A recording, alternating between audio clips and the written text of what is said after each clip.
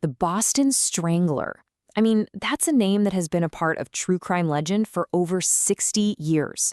But what if I told you that the story we all think we know, the story of one single, terrifying killer, might just be a legend built on a lie? Okay, let's get into it. So here's the story we all learned. In 1965, this man, Albert DeSalvo, confesses.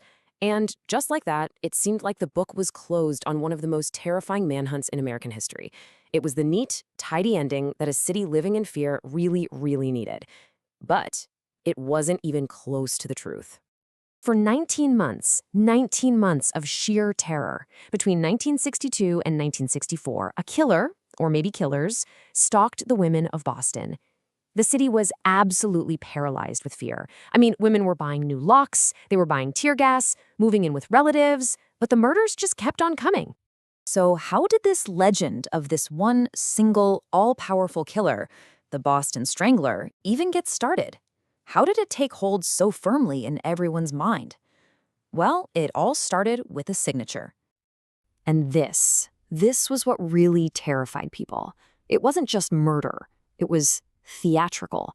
The killer left this grotesque calling card, a decorative little bow tied with the victim's own stockings. It was the one consistent, chilling detail that convinced the police, and of course the press, that they were hunting a single man. And here's how that single killer theory really took hold. On just one afternoon, 2 different women were murdered, 16 miles apart, but the methods? They were identical, right down to that signature bow. Now for investigators, yeah, the timeline was tight, but it was just barely possible for one person. What seemed impossible? That 2 completely different killers would use the exact same bizarre MO on the exact same day. It just had to be one guy.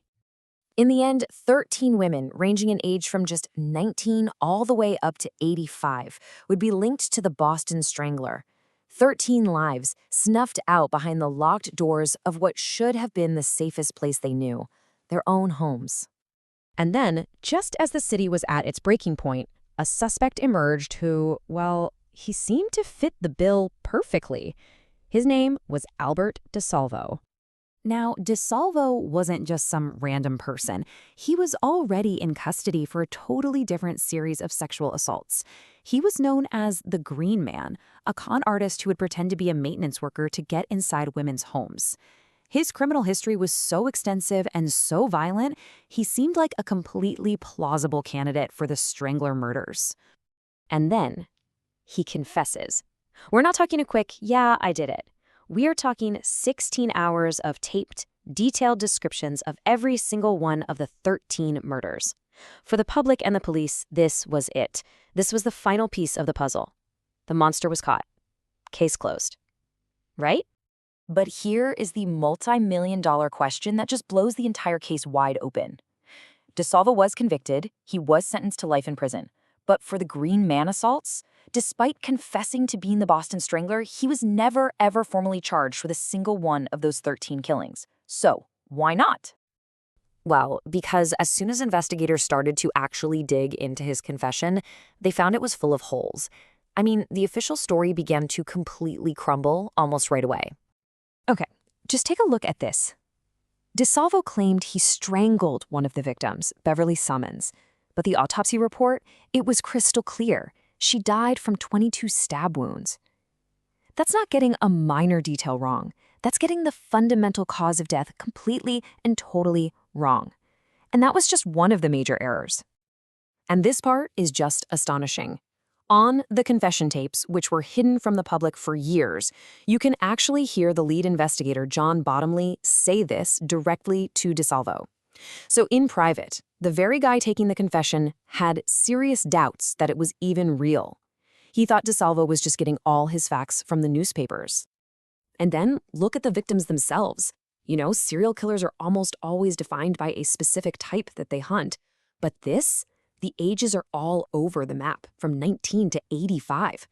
This kind of extreme variation is practically unheard of, and it strongly, strongly suggests that the 13 victims were not the work of one single person, but probably several.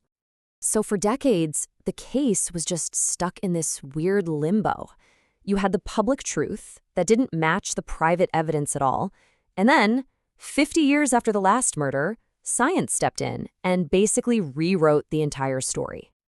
For 49 long years, the family of the final victim, 19-year-old Mary Sullivan, never gave up.